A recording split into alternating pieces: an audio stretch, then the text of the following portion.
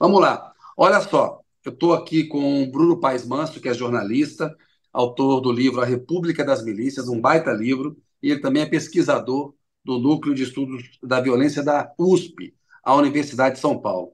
Temos aqui a volta do nosso colega aqui de análise da notícia, o Renato Sérgio de Lima, que é presidente do Fórum Brasileiro de Segurança Pública e professor do Departamento de Gestão Pública da Fundação Getúlio Vargas. Boa noite, Bruno. Boa noite, Kennedy. Boa noite, Toledo. Boa noite, Renato. Prazer estar com vocês. Prazer é nosso. Boa Boa, noite, obrigado, Renato. Bruno. Oi, Kennedy, mais uma vez, Toledo, Bruno. Muito Olha bom. lá, Só vamos devia ter começar. vindo de gravata hoje em homenagem aqui a gente tão Isso. ilustre. Olha só, Zé, você tinha feito uma sugestão para a gente, nesse bloco com o Bruno e com o Renato, aproveitando o conhecimento amplo que eles têm dessa área de segurança pública e tudo, das milícias, rememorando um pouco a questão do crime, né? Os detalhes de como foi, quem é quem, no contexto das milícias. Queria ver se o Bruno podia dar um contexto geral para a nossa audiência, Bruno, sobre esse crime que aconteceu há 5 anos e meio, em E março de 2018. reforçando as novidades que a gente sabe agora que a gente não sabia antes, né? Porque eu acho que tem uma tentativa de minimizar essa delação, né? Isso, porque até a pergunta que os dois vão ter que responder ao final, quais são as consequências da delação do Elcio de Queiroz sobre o assassinato de Marielle, o que a gente pode esperar, né, de consequência em relação ao assassinato da Marielle Franco e do Anderson Gomes. Tá legal. Bom, eu acho que é a partir mesmo das novidades, né, e das informações que vieram. Primeiro, a própria delação premiada do Elcio Queiroz já é uma grande surpresa diante do histórico Pacto do Silêncio, desde a época da ditadura dos porões, passando pelo jogo do bicho, pelos paramilitares, que existe é muito respeitado. Então, a disposição para quebrar esse pacto já foi uma novidade importante. E segundo, você tem a participação de outras pessoas no grupo e talvez uma das que chama mais atenção é a citação do nome do Macalé, que teria sido responsável por passar o crime para o Rony Lessa. O Macalé já tinha sido citado na CPI das milícias do Marcelo Freixo em 2008 como fazendo parte das milícias de Madureira. E no próprio relatório da CPI das milícias, a região de Madureira é apontada como sob influência do Domingos Brazão e do Chiquinho Brazão, que é deputado federal, e o Domingos Brazão era deputado estadual e conselheiro do Tribunal de Contas. A hipótese do Domingos Brazão já tinha sido apontado na investigação da Polícia Federal, coordenada pela Raquel Dodge. E informações importantes vieram à tona, né? Porque o Chiquinho, o Domingos Brazão entrou na história porque a Polícia Federal, como não podia participar da investigação, ela encontrou uma forma de entrar investigando a tentativa de dissimular o crime que aconteceu em 2018. Não sei se vocês se lembram, mas houve uma falsa denúncia contra o Marcelo Siciliano e contra o Orlando Curicipe. Por causa dessa falsa denúncia, a Polícia Federal entrou no caso e se descobriu que o responsável por levar o depoente aos policiais para fazerem essa falsa denúncia era um funcionário, um ex-policial federal, funcionário do gabinete do Domingos Brazão. E por isso ele foi apontado como um suspeito de ter organizado a dissimulação do crime. Outra coisa que surgiu na época foi uma conversa grampeada do Marcelo Siciliano com o Beto Bomba, que era um miliciano de Rio das Pedras, o chefe da milícia de Rio das Pedras. E eles começam a conversar no celular e dizem que foi o Domingos Brazão que encomendou o caso por causa de uma hipótese. Eles falam, isso é gravado, isso está na apuração da Polícia Federal, que tinha ocorrido por causa do caso da Cadeia Velha, que é uma operação da Polícia Federal que aconteceu no Rio de Janeiro em novembro de 2017, um mês antes da primeira tentativa de matar Marielle. É interessante essa data. O que aconteceu na Cadeia Velha, e eu acho que talvez vocês se lembrem. Teve, em 2017 mesmo, em decorrência ainda da Operação Lava Jato, um depoente da Andrade Gutierrez contou sobre a propina que o Tribunal de Contas do Estado recebia das empresas, e que tinha um esquema que pagava 20%, até 20% de propina para regularizar negócios escusos no Rio de Janeiro. Por causa desses 20%, a operação foi chamada de Quinto de Ouro, inclusive, né? Porque Quinto de Ouro era o imposto que era pago no século XVIII pelos brasileiros para poder explorar ouro na colônia portuguesa, quando era colônia ainda de Portugal. Então, houve essa operação, 5 conselheiros dos 7 conselheiros do Tribunal de Contas foram afastados. E Só 5. Só 5 dos 7. E o sexto, foi responsável pela delação premiada. Ficou só uma conselheira do Tribunal de Contas trabalhando. Por causa disso, foi apontada a necessidade de encontrar outros conselheiros para que o Tribunal de Contas continuasse funcionando. Foram indicados 3 funcionários de carreira.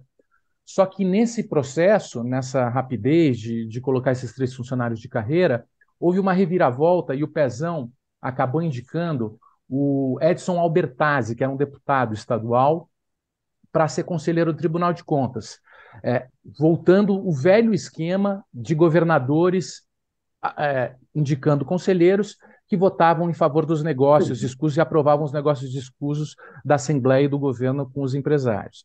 Aí o Albertazzi foi escolhido, o Marcelo Freixo foi até a tribuna e disse que era um absurdo ele ser escolhido, como ele sempre faz, e o Marcelo Freixo falou, eu era como a América, todo mundo fala, muito bem, parabéns pelo discurso, mas ele sempre perdia, e nesse dia o Edson Albertazzi falou, Freixo, não faça o depoimento, por favor. Ele falou, não, eu fiz todas as vezes, vou fazer. Fez o depoimento. Na noite que ele faz o depoimento, um procurador federal liga para ele e fala, eu preciso reunir com você agora.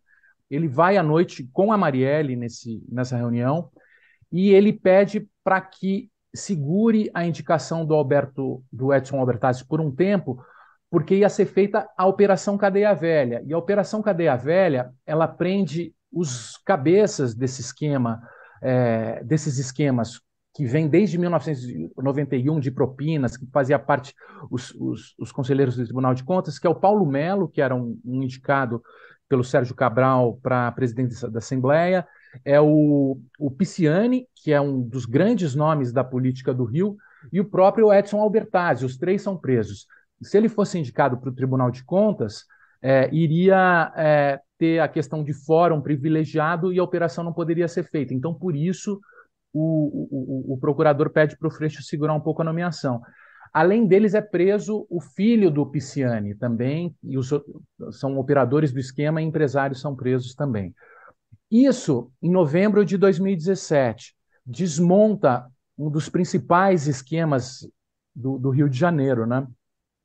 Isso, na época, foi apontado como, tanto pela Raquel Dodge, a partir daí, mas como a própria Polícia Civil já considerava esse uma das possíveis hipóteses para justificar o assassinato da Marielle. Teria sido uma represália ao Marcelo Freixo por ter feito essa operação. E isso, Kennedy, Toledo e Renato, numa fase que estava se matando muito no Rio de Janeiro. O escritório do crime nunca tinha sido tão ativo. Em 2017, 2016, tinham morrido o Falcon, que é todos dessa região de Madureira. O Falcon, que era um candidato a vereador, presidente da Portela, tinha morrido o Geraldo Pereira, que era um dos chefes da milícia em Curicica, tinha morrido um bicheiro, que é o Scafura, que estava começando também a ascender na região do bicho, e tinha uma disputa muito tensa e muito grande, e que nunca eram descobertos os homicídios. Depois, com as investigações da Marielle, foi descoberto que esses casos foram feitos pelo escritório do crime, pelo Adriano Magalhães da Nóbrega, pelo Batoré, por toda essa gente. Mas a divisão de homicídios, a delegacia de homicídios, não investigava, porque, segundo o Orlando Curicica, em depoimentos, recebia dinheiro para não investigar. Então, esse contexto todo envolvia Rogério de Andrade, que é um dos grandes bicheiros do Rio de Janeiro, que tem proximidade com o Domingos Brazão, que são 2 dos principais nomes do submundo do crime no Rio, né? Então, a volta e as falas do Elcio Queiroz e a implicação desse Macalé, é, traz toda essa apuração que já vinha sendo feita, mas que tinha sido relegada para um segundo plano, e o caso estava em banho-maria, à tona novamente, né? Todas essas histórias voltam a aparecer. O Renato, e você, na tua opinião, quais são as consequências da delação do Elcio de Queiroz? Eu acho que a gente precisa pensar. O Bruno deu um bom contexto, retomando algumas linhas de investigação que estavam dadas. Eu lembro também, e por que que é importante a gente ter algumas questões. Alguns interlocutores na época contavam que o então interventor na segurança do Rio, o general Braga Neto, falava bastante durante esse processo de investigação para não se dar bola para Raquel Dodge e para o Raul Jungmann, então ministro da Segurança Pública, que eles falavam muita besteira. Então, e o que a gente percebeu, eu acho que que o governo anterior não tinha interesse no esclarecimento, ou seja, não tinha interesse em conduzir uma investigação isenta, os elementos estavam todos postos ali, as razões desse não interesse ainda vão ser investigadas, mas a questão política envolvida o governo anterior não tinha interesse. A entrada da Polícia Federal trouxe um elemento de isenção, um ator que é a Polícia Federal, que tem uma isenção e uma qualidade técnica em relação a esse contexto que o Bruno colocou, acho que e a vontade política do atual governo, acho que isso é inegável. E aí a gente percebe o quão importante quando a gente fala de segurança pública, envolver decisão política, de avançar na investigação. Então, acho que isso é um primeiro ponto muito relevante, porque naquele momento, uma das principais linhas que parecem agora que vai voltar, que é a que envolve a ex-procuradora-geral, que ela já tinha essa suspeita, tinha-se pessoas que diziam não deem bola para ela, porque isso é besteira. Tentando desqualificar o que a gente percebe que não é tão desqualificante assim, pelo contrário. Então, esse é um ponto importante. O outro ponto, que é, ao mesmo tempo, uma questão de cautela com a história, com os familiares da Marielle, dos amigos da Marielle, que em termos concretos, a gente conseguiu fechar o crime, o cometimento do crime. A gente ainda não consegue identificar, concordo com você no final do bloco anterior, de que o Flávio Dino disse em on que há investigações que devem levar à identificação dos mandantes, mas a grande questão é que a gente não pode gerar uma expectativa assim. A família de Marielle, os amigos de Marielle já sofreram muito nesses anos, e a gente precisa ter o cuidado, porque a gente está falando de não só um crime político, mas também a gente está falando de uma situação que há muito tempo gera dor, sofrimento, porque é uma das feridas abertas do Brasil recente, que é exatamente como que a violência política atingiu patamares que pode vitimar uma mulher negra e tudo que ela representa. Então, acho que a gente também tem que tomar cuidado com o resultado, a consequência, porque enquanto não chegar no mandante, a gente pode criar expectativa demais e gerar consequências extremamente nocivas para a família e para os amigos, que vão criar novamente uma expectativa de que o caso seja solucionado. Ele foi solucionado, mas já estava na sua autoria, mas não na sua autoria intelectual, não na sua motivação. E aqui por que eu estou dizendo isso? Primeiro, porque o Macalé foi assassinado.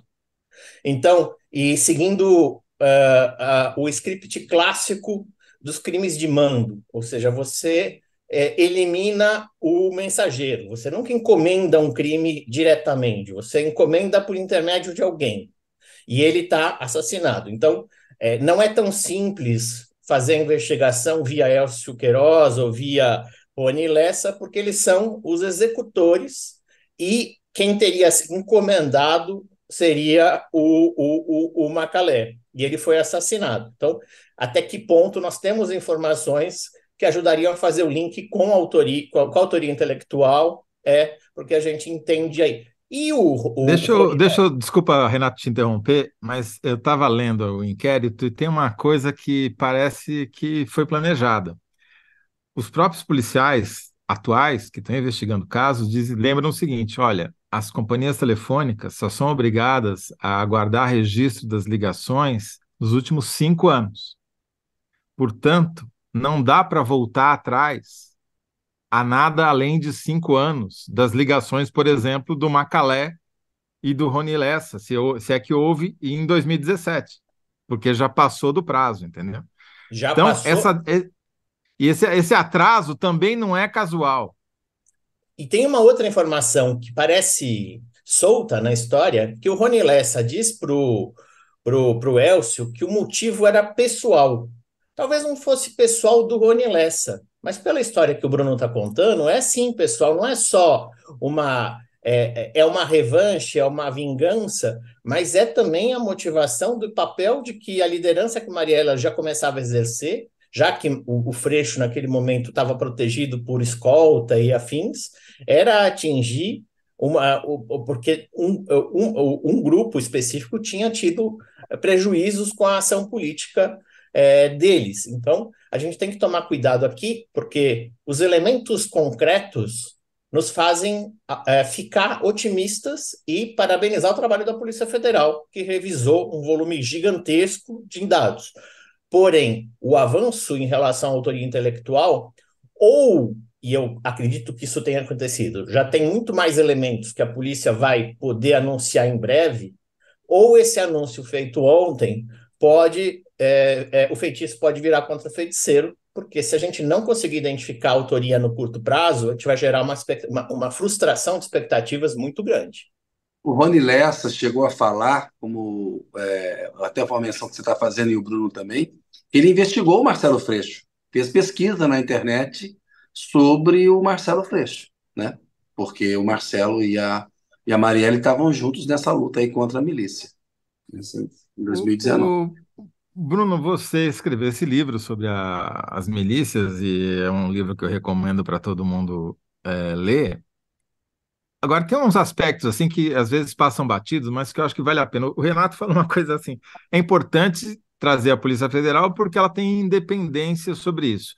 Ninguém está questionando a qualidade técnica da Polícia Civil do Rio de Janeiro, que foi a polícia que investigou esse caso durante tantos anos. Mas vale lembrar que o Rony Lessa, o Maxwell acho que pelo menos esses dois passaram 10 anos como adidos da Polícia Militar junto à Polícia Civil. Rodaram várias delegacias. Quer dizer, tem uma imbricação, tem uma característica nesse crime. Se você olha o modo como eles agiram, não, aqui não para o carro aqui porque aqui tem câmera de segurança. Deixa o seu telefone aqui para a gente não levar o telefone para ele não ser seguido depois na investigação. Como eram policiais, eles sabiam como a investigação sobre o crime seria feita e agiram em função disso, já se precavendo. Isso muda completamente. É diferente de você investigar um policial do que você investigar um criminoso que não sabe como a investigação é feita. Pois é, e essa era uma das razões que os promotores do GAECO indicavam como o principal desafio. Eles estavam investigando gente que não só sabia como evitar provas, mas que trabalhavam com contra-informação, sabia plantar notícias falsas na imprensa. E não só isso, né? Você tinha um escritório do crime, que era o grupo do Adriano Magalhães da Nóbrega e do próprio Rony Lessa, que ele matava para o Rogério de Andrade, né? A gente não pode se esquecer disso. O Rony Lessa era segurança e pistoleiro do Rogério de Andrade, trabalhou com ele, foi trabalhando para o Rogério de Andrade que ele perdeu uma das pernas.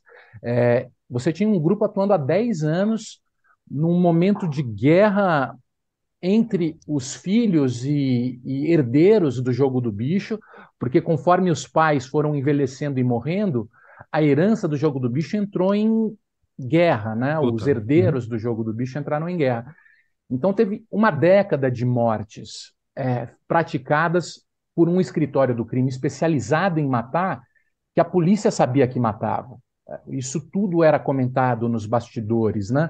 E, ao mesmo tempo, nunca se chegava a nenhum tipo de indício suficiente para prender essas figuras. E quando aconteceu o caso da Marielle, o Orlando Curicica vai deixar isso claro no depoimento dele, quando tentam implicá-lo, acusá-lo falsamente, que todo mundo já sabia quem eram os únicos que faziam esse tipo de crime. Eram as pessoas ligadas ao escritório do crime.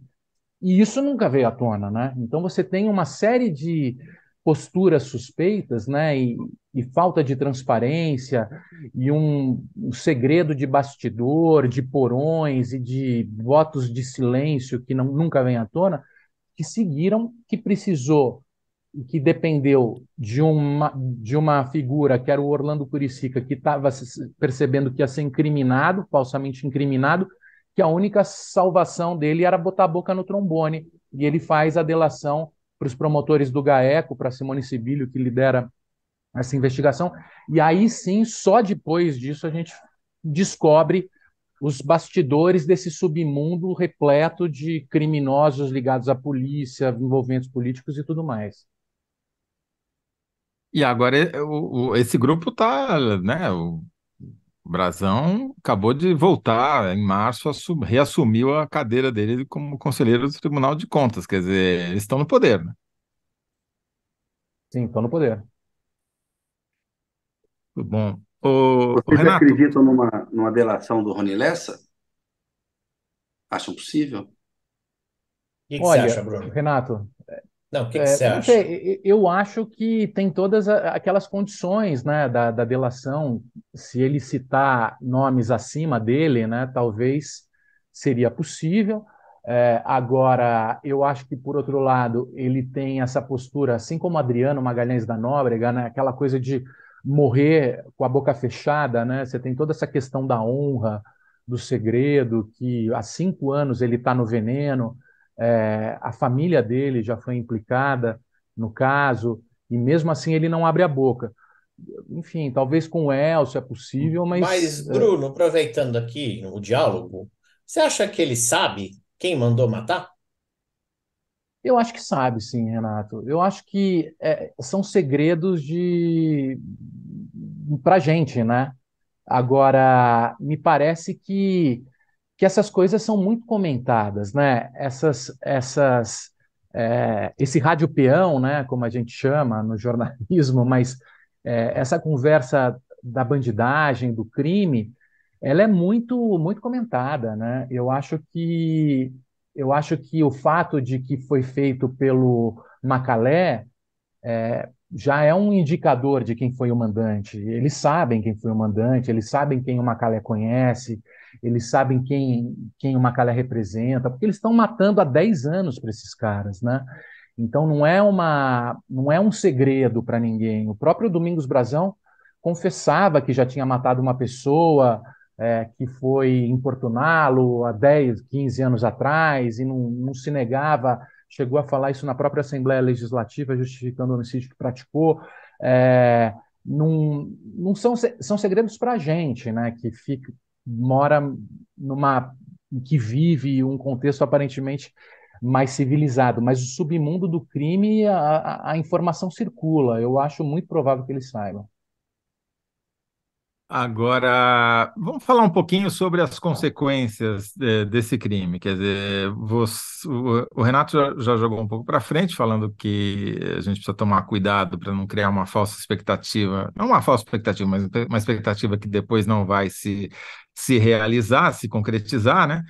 É, Do ponto de vista do jurídico legal aí, Renato, por onde as coisas podem caminhar, quais são os limites da atuação da Polícia Federal e do Ministério da Justiça? Explica para a gente como é que essa coisa funciona, por que que agora tem Polícia Federal, antes não tinha, quais são os limites, e as atribuições de cada um?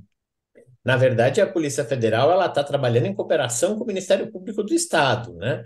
Tanto que na coletiva que foi dada ontem, tinha representantes do Ministério Público. A investigação não é a investigação, não é uma nova investigação da Polícia Federal, ela não assumiu a investigação. Ela está revisando os elementos, porque ela tem como tem uma brecha na legislação que permite que ela entre na discussão a partir de alguns casos, inclusive de grandes casos que possam sugerir crime político ou de violação de direitos humanos.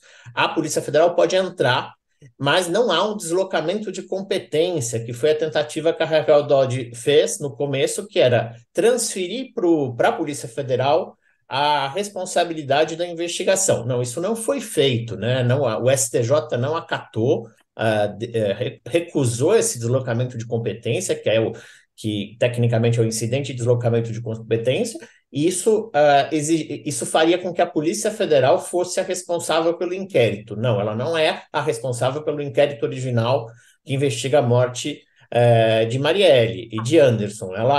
Na verdade, ela está revisando a investigação, analisando os mesmos conjuntos de provas, de evidências coletadas, e junto com o Ministério Público, ela está, então, buscando novos elementos para responsabilizar. Ela conseguiu, por exemplo, fechar a história do cometimento. Então, com novas tecnologias, ela pôde fazer uma coisa que talvez há 5 anos atrás não era permitido, que era, por exemplo, analisar os dados fornecidos pelo Google em relação à geolocalização, que só foram autorizados a liberação recentemente.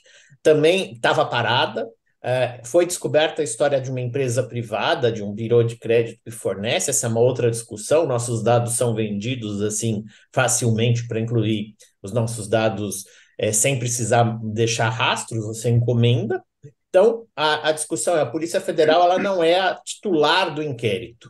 O que ela está fazendo é revisar numa investigação paralela por você envolver um crime político ou de violação de direitos humanos.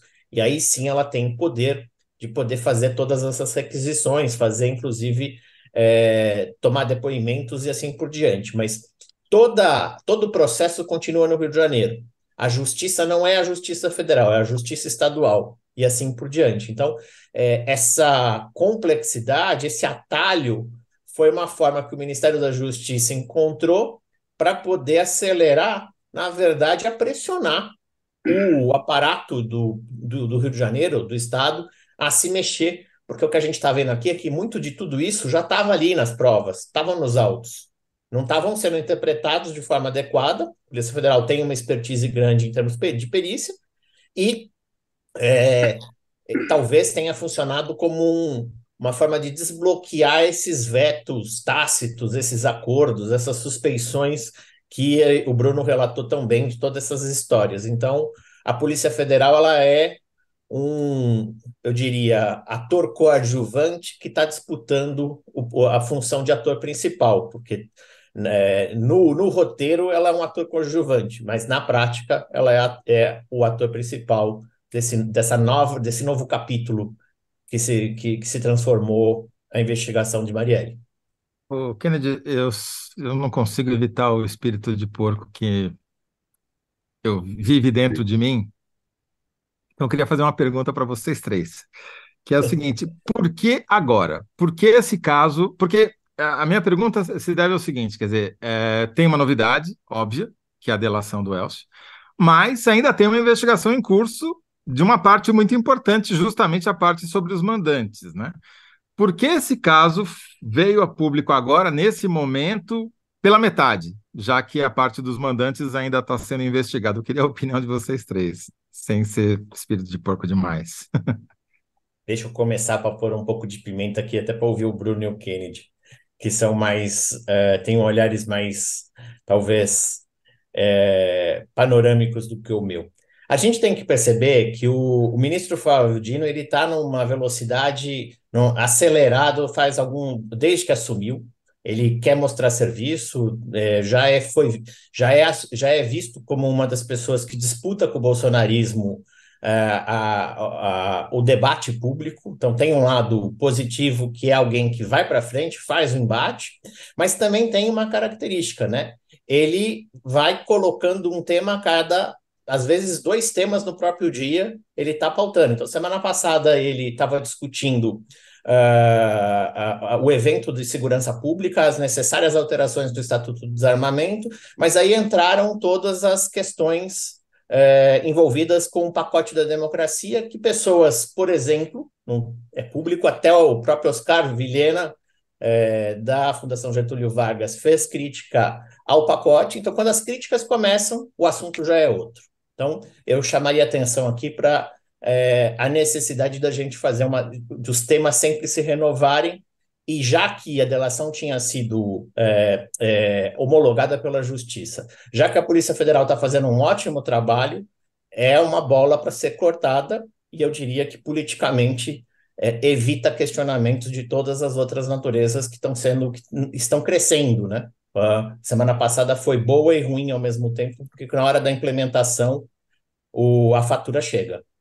Não sei se vocês concordam comigo. Botando um dedo na ferida aí. Vai lá, Bruno.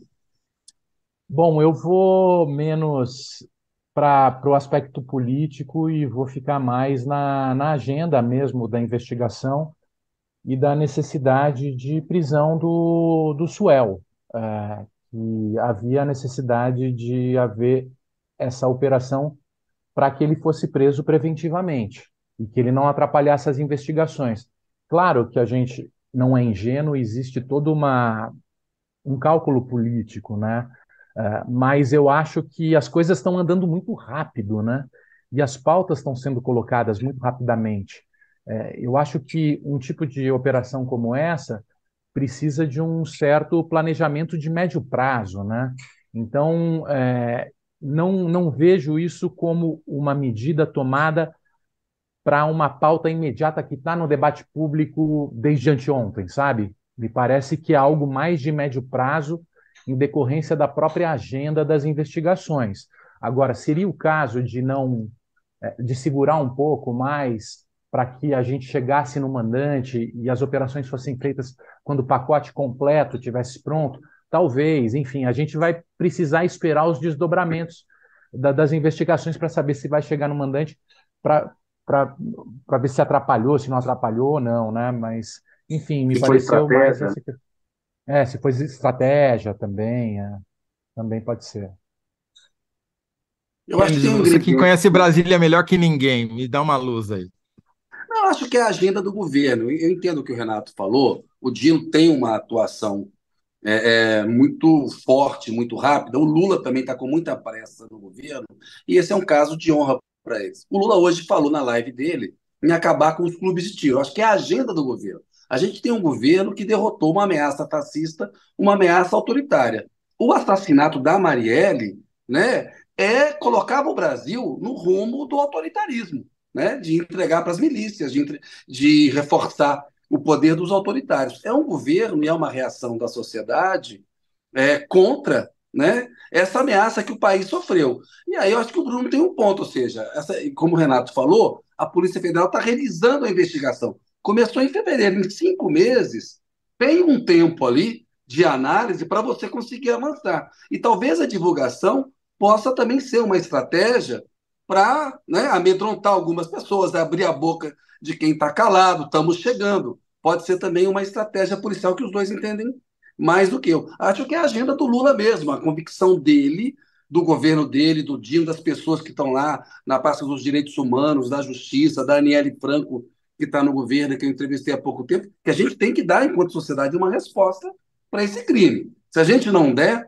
né, os milicianos, os autoritários, os fascistas, eles vão ter vencido uma batalha. Por isso que eu achei muito bacana o Renato falar do cuidado que tem que ter com os familiares, a expectativa, porque a imprensa, às vezes, ela cria uma onda. Aí estava todo mundo ontem com informação em off de que amanhã os mandantes iam ser investigados. E o Dino falou lá em ó, haverá desdobramentos, haverá nas próximas semanas, né? Temos as coisas aí. Então, eu acho que é a agenda do governo, Toledo.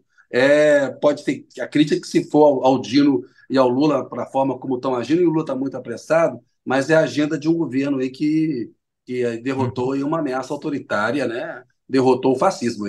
A morte da Marielle acontece em regime fascista, né? A gente não pode permitir que isso vire regra no Brasil. Eu acho que Então, o Kennedy respondeu a pergunta do bloco, né? qual é a Não, síntese aí da Renata aí? Da síntese, assim, o né? Renato já está craque em fazer síntese aqui do programa. Porque aqui, Bruno, tem uma sacanagem que no final da entrevista a gente pede para o entrevistado em 75 caracteres a síntese do bloco, entendeu? Porque para a gente não ter trabalho de dar título depois e errar. Deixa o Bruno, que nunca fez isso, tentar dar.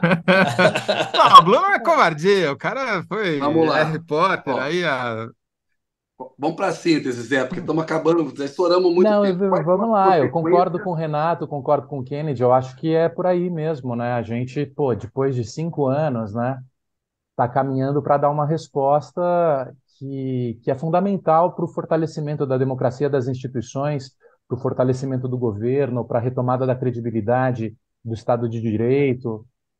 Tudo isso é muito simbólico em diversos aspectos, né?